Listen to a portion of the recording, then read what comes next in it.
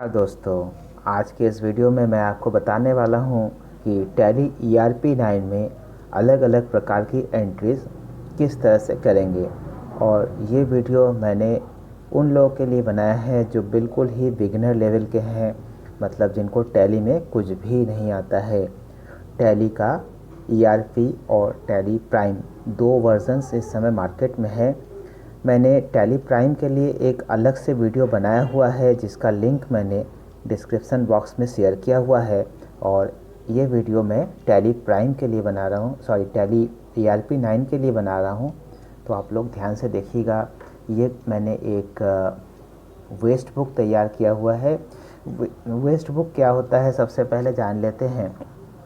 Waste book का अर्थ होता है कि ट्रांजैक्शंस को इस तरह से डेट, पर्टिकुलर और अमाउंट के रूप में लाइन बाय लाइन लिखना।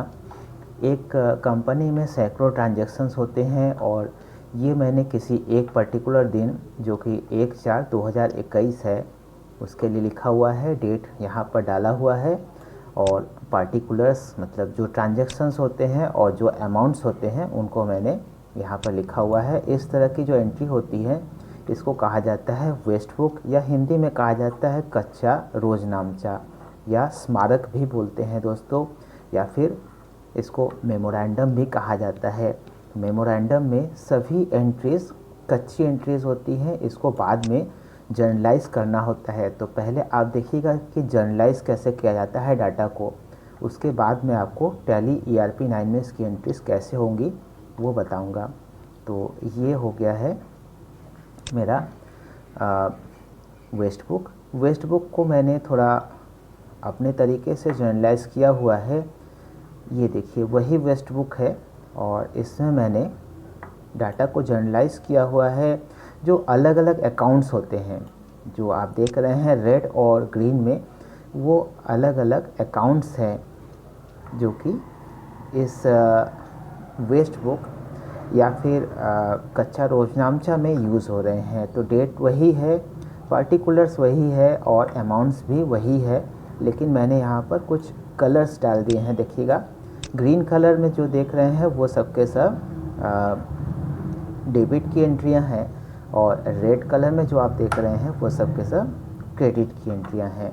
तो मोस्टली जो किसी भी वेस्ट बुक में सबसे पहली एंट्री जो होती है वो होता है started business with capital on cash. मतलब एक कंपनी का मालिक है जो कि एक इन्वेस्टमेंट के साथ कंपनी स्टार्ट कर रहा है। तो कंपनी जो स्टार्ट हो रही है वो 2 लाख रुपए के साथ हो रहा है। एक नियम है कि जब भी कंपनी स्टार्ट होती है तो कैश पैसा इनपुट होता है। ज़्यादातर इनपुट जो होती हैं, अगर कैश इनपुट हो रहा है या कोई भी चीज़ कंपनी में इनपुट हो रही है तो उसको डेबिट में रखने का नियम है। तो मैंने कैश को यहाँ पर डेबिट में रख लिया है और कैपिटल जो कि घट रहा है वहाँ पर उसको क्रेडिट में रखा जाता है। सबसे पहला नियम जो टैली का या अकाउंट का गोल्डन रूल होता है वो होता है all assets are debit. Debit में increase in assets are debit, मतलब जब भी एसेट या कोई संपत्ति बढ़ती है तो उसको डेबिट में रखने का नियम है। अब देखिएगा दूसरी एंट्री इसी तरह है, परचेस गुड्स ऑन कैश। तो यहाँ पर परचेस को मैंने डेबिट में रखा है क्योंकि जब भी परचेस होगा तो परचेस के रूप में कुछ एसेट्स कंपनी में आती हैं, मतलब इंक्रीज़ हो रहा है और परचेस के अगेंस्ट ये कैश चला जा रहा है कंपनी से, मतलब कैश फिर एक एसेट है, एक संपत्ति है, वो घट रहा है, तो उसको मैंने क्रेडिट में रख लिया है। इसी तरह से देखिएगा एक और तीसरी एंट्री है purchase goods from Anil. Purchase के रूप में एसेट आ रही हैं और अनिल एक देने वाली कंपनी है। कोई भी कंपनी जो हमें कुछ देती है तो वो क्रेडिट में जाती हैं। तो इस तरह से परचेस डेबिट में और अनिल हमारा क्रेडिट में। इसी तरह से चौथी एंट्री आप देखिएगा purchase furniture on cash. Furniture खरीद रहे हैं, फर्नीचर भी एक संपत्ति है, एक एसेट है, तो इंक्रीज़ हो रहा है यह संपत्ति, तो ये डेबिट में चला जाएगा। और इसी तरह से कैश हमारे पास 10,000 रुपये घट जाएगा उस फर्नीचर के अगेंस्ट, तो कैश को हम रख लेंगे क्रेडिट में। इसी तरह से purchase computer on max computer from max computer. तो ये कंप्यूटर को परचेस कर रहे हैं, मतलब एक एसेट हमारे पास फिर से बढ़ रहा है तो वो डेबिट में गया, और मैक्स कंप्यूटर एक कंपनी है जो हमें कुछ दे रही है तो वो क्रेडिट में जाएगा। अब देखिएगा 2 सेल्स की एंट्री भी मैंने रखा हुआ है, एक सेल कैश में हो रहा है और एक सेल हो रहा है उधार में। कैश सेल के अगेंस्ट हमारे पास कैश आ रहा है। अगर आप किसी को कैश में सामान बेचते हैं तो कैश तुरंत आपके पास आ जाता है, मीन्स कि कैश आपका इंक्रीज़ हो रहा है, इसलिए कैश को आप डेबिट में रखेंगे। सेल हमेशा ही क्रेडिट में रहता है। इसी तरह से ये वाला उधार का सेल है जिसमें सुनील आपसे कुछ प्राप्त कर रहा है, तो प्राप्त करने वाली कंपनी डेबिट में रखी जाती है, सेल हमेशा आपकी तरह क्रेडिट में रहेगा।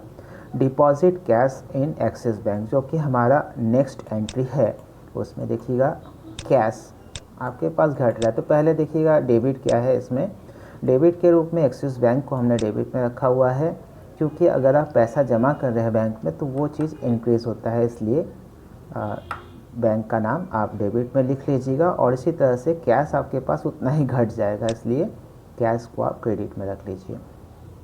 अब देखिए 2 एक्सपेंसेस है, पेड रेंट और पेड इलेक्ट्रिसिटी।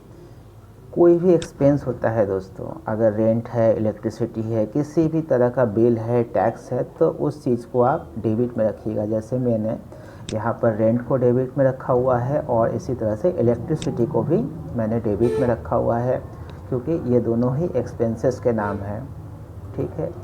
अब पेड रेंट जो हो रहा है वो कैश के रूप में पेड हो रहा है, कैश आपके पास घट रहा है, तो कैश को आप रख लीजिएगा डेबिट में, क्रेडिट में। और इसी तरह से एक्सिस बैंक का भी आपका अमाउंट घट ही रहा है, तो एक्सिस बैंक को भी आप क्रेडिट में ही रखिएगा। यूपीआई के थ्रू जब पेमेंट होता है या चेक, नेफ्ट, आरटीजीएस या किसी भी मोड में पेमेंट होता है तो आपके बैंक अकाउंट में से पैसा घटता है, तो आप बैंक अकाउंट को ऐसे केस में क्रेडिट में रखा करिए। इसी तरह से अगला एंट्री है paid Anil by bank transfer. Bank transfer कुछ भी हो सकता है, नेफ्ट हो सकता है, आरटीजीएस हो सकता है, एमपीएस हो सकता है, कोई भी मोड में, या यूपीआई से भी आप दे सकते हैं। देखिए 15,000 का ही है तो यूपीआई से भी दिया जा सकता है। तो यहाँ पर पाने वाली कंपनी है अनिल, तो उसको डेबिट में रख लेंगे। और बैंक ट्रांसफ़र के रूप में आपका बैंक का पैसा घट रहा है तो आप उसको क्रेडिट में रख लीजिए। रिसीव्ड कैश फ्रॉम सुनील जो कि हमारी अगली एंट्री है, आपके पास अगर आप रिसीव करेंगे तो आपके पास कैश बढ़ेगा, तो आप कैश को डेबिट में रखिएगा। और देने वाली कंपनी है सुनील, तो सुनील को रख लीजिएगा क्रेडिट में। अब देखिए अगला एंट्री क्या है, पेड टू मैक्स कंप्यूटर। अब देखिए कहीं कहीं पर कैश नहीं भी लिखा रहता है, तो आप कैश को खुद से ही समझिएगा। Paid to Max computer, Max computer आपसे इस बार कुछ प्राप्त कर रहा है। पिछली बार देखिएगा वो आपको कुछ दे रहा था तो वो क्रेडिट में था, इस बार मैक्स कंप्यूटर आपसे कुछ प्राप्त कर रहा है। क्या प्राप्त कर रहा है? आपसे कैश प्राप्त कर रहा है। कुछ भी प्राप्त करता हो तो उसको आप डेबिट में रख लीजिएगा। और जो चीज़ आप अपने तरफ से दे रहे हैं, कैश दे रहे हैं, उसको आपने क्रेडिट में रखना है। पेड सैलरी, जैसे कि पेड रेंट था, पेड इलेक्ट्रिसिटी था, उसी तरह से जब आप सैलरी दे रहे होंगे तो ये भी आपका एक खर्चा है, तो सैलरी जो भी खर्चे का नाम होता है उसको डेबिट में लिखा करेगा और कैश को क्रेडिट में लिख लीजिएगा।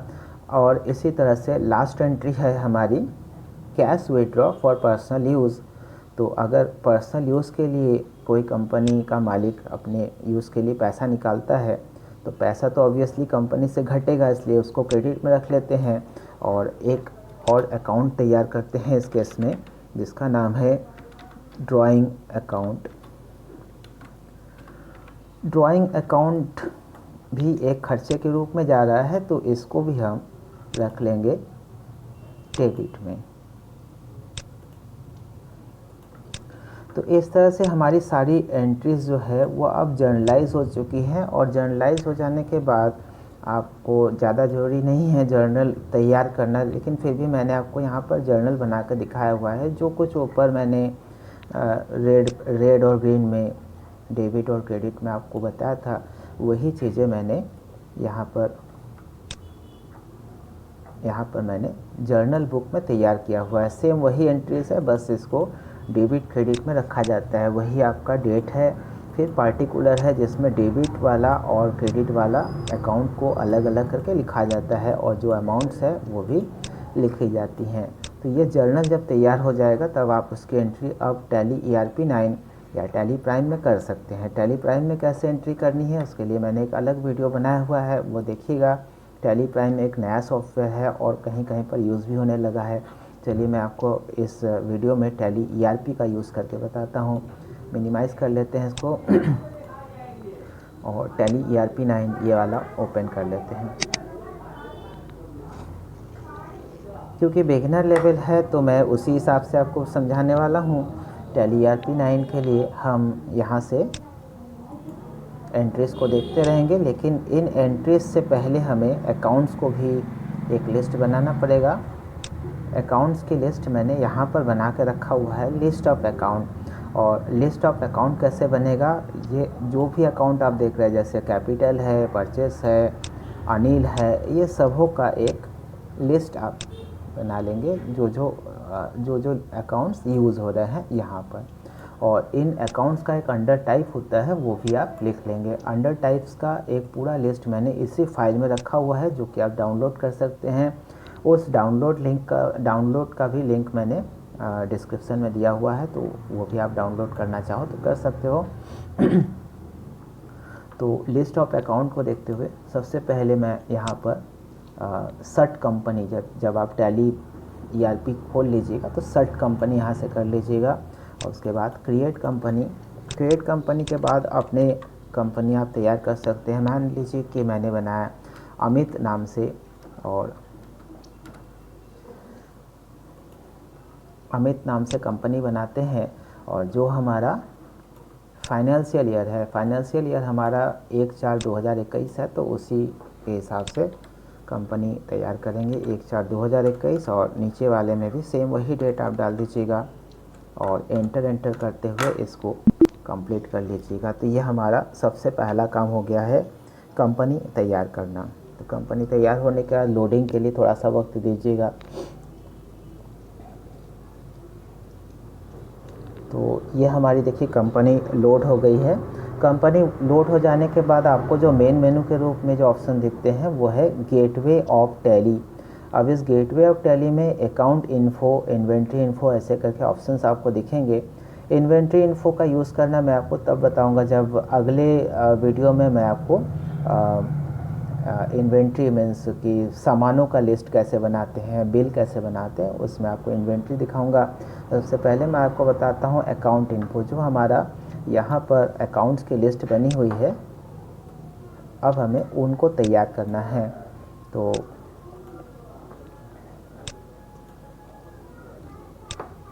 अकाउंट्स की लिस्ट को हमारे टोटल है 14 अकाउंट्स है जो कि हमें बनाने हैं। सबसे पहले अकाउंट इन्फो खोल लीजिएगा और उसमें लेजर और उसमें क्रिएट। अब हम यहाँ से एक एक करके तैयार करेंगे। जैसे पहले अकाउंट का नाम है कैपिटल अकाउंट और उसका अंडर टाइप है, उसका अंडर टाइप भी कैपिटल है, तो उसी तरह से अब हम तैयार कर लेंगे। पहले अकाउंट का नाम है कैपिटल अकाउंट और उसका अंडर टाइप देखिएगा यहाँ पर लिख कर आता है और यहाँ से आपको सेलेक्ट करना है। तो पहला वाला सिलेक्टेड ही रहता है जिसका नाम है कैपिटल अकाउंट, और इसको एंटर करते हुए आगे बढ़ा लीजिएगा। तो ये हमारा कैपिटल अकाउंट तैयार हो गया है। कैपिटल अकाउंट के बाद अगले अकाउंट का नाम देखिएगा परचेस अकाउंट है और उसका अंडर टाइप भी परचेस अकाउंट है, तो उसको भी हम परचेस अकाउंट और उसका अंडर टाइप है परचेस अकाउंट। तो इस लिस्ट में से ये सेलेक्ट कर लिया परचेस अकाउंट। परचेस अकाउंट के बाद नेक्स्ट अकाउंट है अनिल अकाउंट, जो कि एक सन्ड्री क्रेडिटर है। तो इसको हम ऐसे तैयार कर लेंगे अनिल, और यहाँ से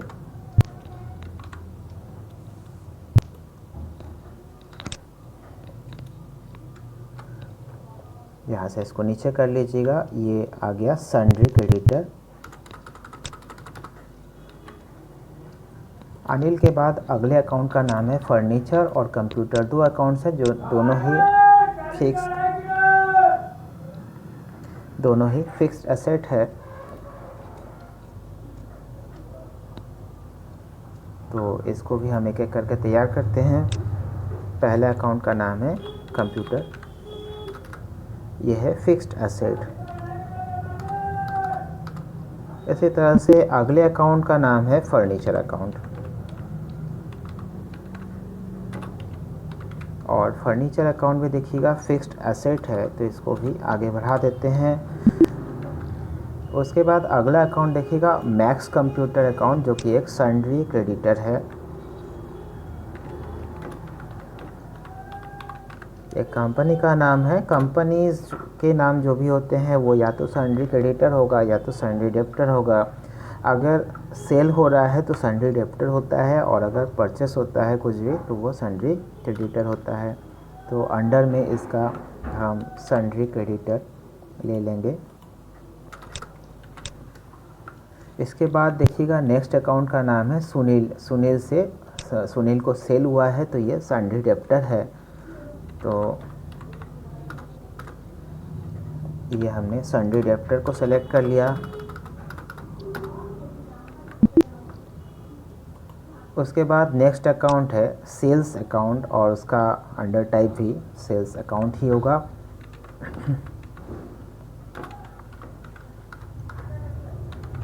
ये हमने इसको सेल्स अकाउंट को सेलेक्ट कर लिया है। अगले अकाउंट का नाम है एक्सिस बैंक अकाउंट, और उसका अंडर टाइप है bank account.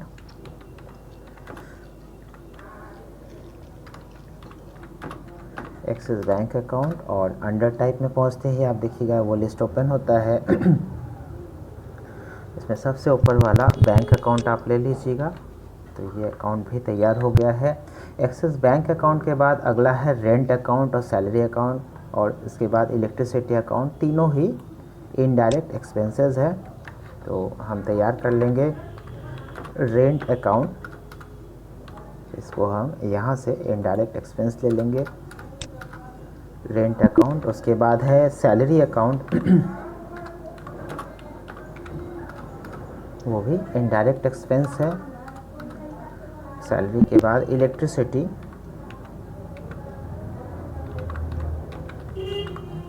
Electricity account means electricity का जो बिल वगैरह पेमेंट करते हैं तो वो भी एक इनडायरेक्ट एक्सपेंस है, उसको भी आप आगे बढ़ा लीजिएगा। ये भी हो गया। उसके बाद आखिरी अकाउंट है हमारा ड्राइंग अकाउंट, और उसका अंडर टाइप ही कैपिटल अकाउंट है, तो उसको भी हम तैयार कर लेंगे।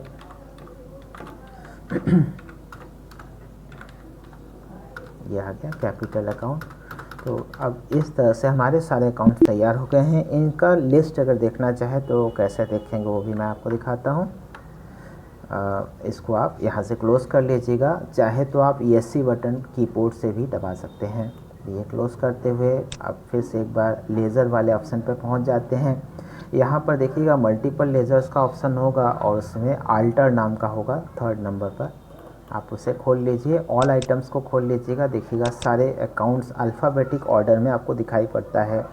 हमने टोटल 13 अकाउंट्स बनाए थे, और 2 अकाउंट्स बाय डिफ़ॉल्ट रहते हैं, जो कि है कैश अकाउंट और प्रॉफिट एंड लॉस अकाउंट। ये पहले से बना हुआ रहता है। तो ये सारे अकाउंट्स बन चुके हैं। अगर आप किसी भी कोई चेंजेस करना चाहें तो वो कर सकते हैं।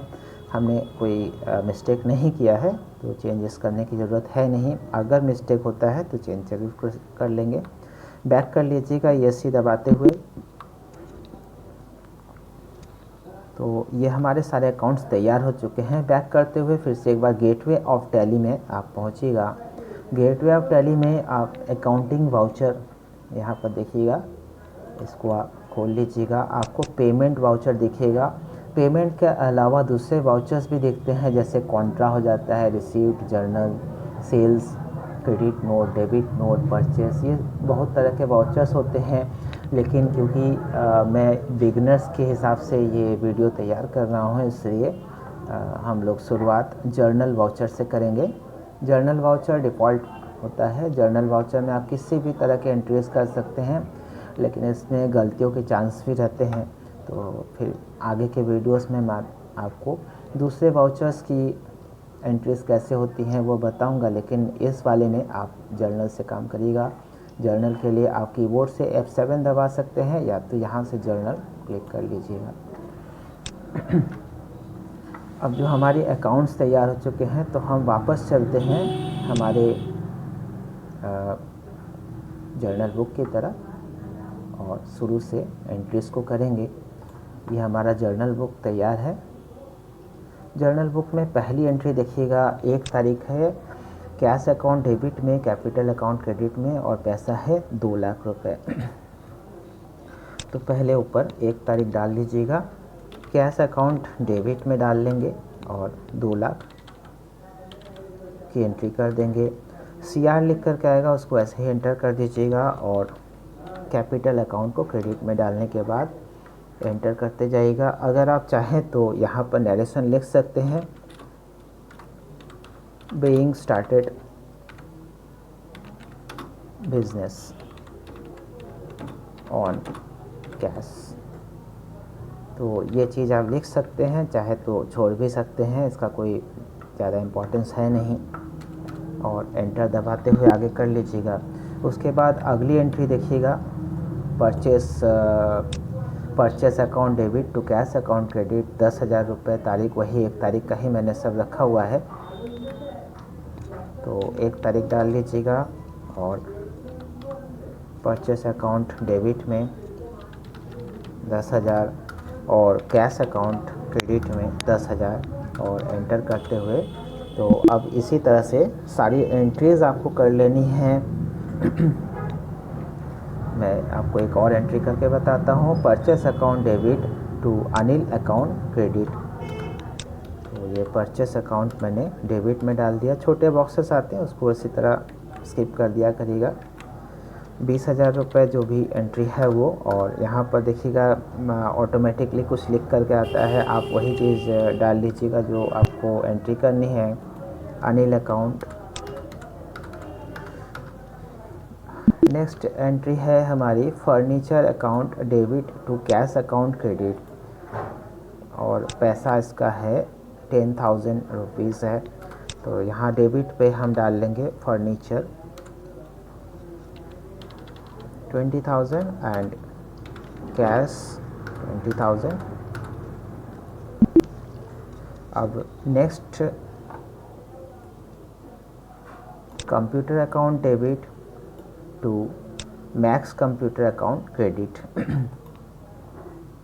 जो कि 50,000 का है, तो कंप्यूटर अकाउंट डेबिट में 50,000 का और मैक्स कंप्यूटर को भी 50,000 का क्रेडिट में डाल देंगे और आगे बढ़ा लेंगे। अब इसी तरह से नेक्स्ट एंट्री हमारी है cash account debit to sales account credit, और इसका अमाउंट है 15,000 रुपये, तो डेबिट में डाल लेना कैश और 15,000 और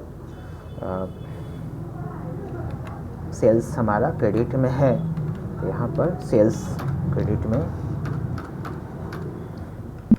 उसके बाद नेक्स्ट एंट्री देखिएगा, Sunil account debit to sales account credit, तो ये सुनील को मैंने सेलेक्ट किया, पैसा एक बार देख लीजिएगा 40,000 रुपये है, और सेल्स अकाउंट को क्रेडिट में रख लेंगे। ये आ गया सेल्स अकाउंट, ध्यान रहे सैलरी अकाउंट भी है, कहीं वो ना चला जाए गलती से। सेल्स के बाद सुनील अकाउंट वाले के बाद हो जा रहा है एक्सिस बैंक में जो पैसा जमा हो रहा है उसकी एंट्री करनी है। Axis bank account debit to cash account credit, तो वो भी 1 तारीख का ही है, तो हम एक्सिस बैंक को डेबिट में रख लेते हैं। पैसा एक बार चेक करते हैं 20,000 है।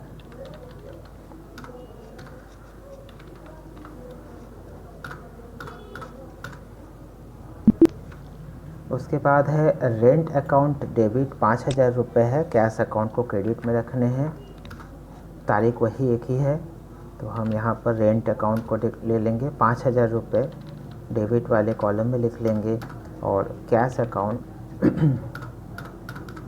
ये एंट्री भी हो गई। उसके बाद अगले एंट्री पर आते हैं जो कि एक UPI पेमेंट का एंट्री था, electricity account debit to Axis bank account credit, तो इसको हम 5,000 रुपये इसका भी दिखाना है। ये हमने इलेक्ट्रिसिटी डाल लिया, 5,000 रुपये इसमें डाल लिए, और एक्सिस बैंक से UPI के थ्रू पे हो रहा है, तो ये हमने डाल दिया। नेक्स्ट एंट्री है Anil account debit to Axis bank, जो कि चेक या बैंक किसी बैंक का कोई भी ट्रांसफ़र हो सकता है 15,000 रुपये का, तो यहाँ पर हम डेबिट में लिख लेंगे अनिल को 15,000 और उसके अगेंस्ट यहाँ पर देखिएगा किस मोड में क्यों पेमेंट हो रहा है वो सब चीज़ें भी शो होती हैं। तो अगेंस्ट रेफरेंस में तो हम यहाँ पर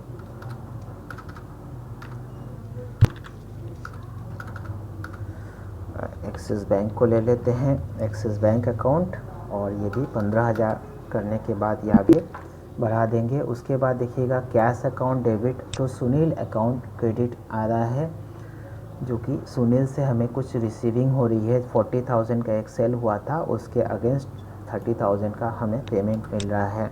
तो कैश अकाउंट डेबिट में रहेगा 30,000, और उसके बाद है यहाँ सेल्स लिख कर के आ रहा है, यहाँ पर आप सुनील टाइप कर दीजिएगा और इस तरह से इसको भी आगे बढ़ा दीजिएगा।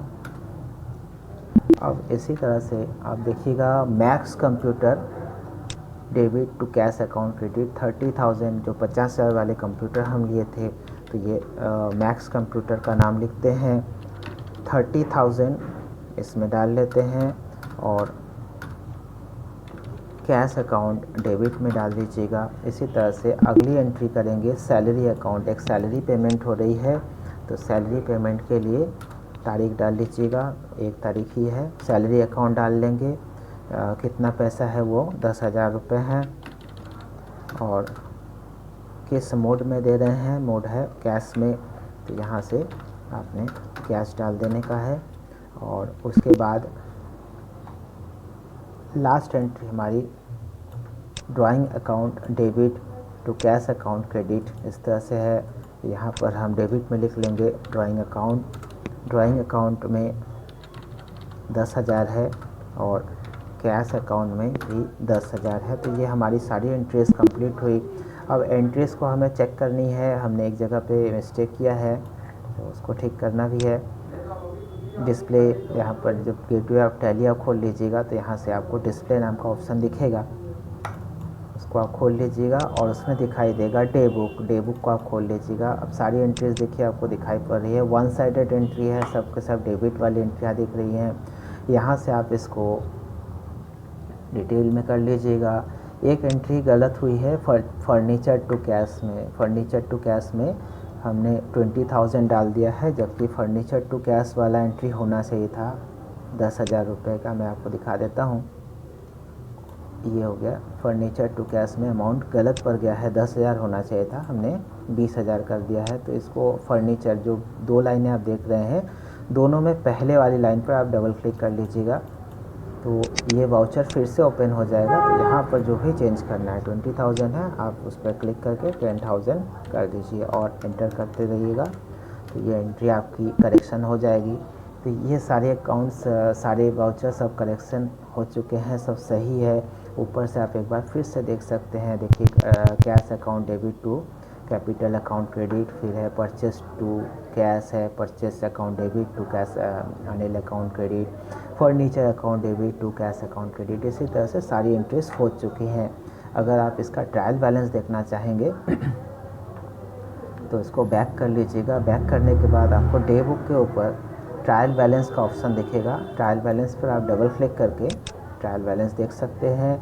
डिटेल कर लीजिएगा तो डिटेल में सभी चीज़ें, capital, drawing, sundry creditor, computer, furniture, जो जो अकाउंट के जितने भी टोटल है वो आपको ट्रायल बैलेंस के रूप में दिखाई पड़ेगा।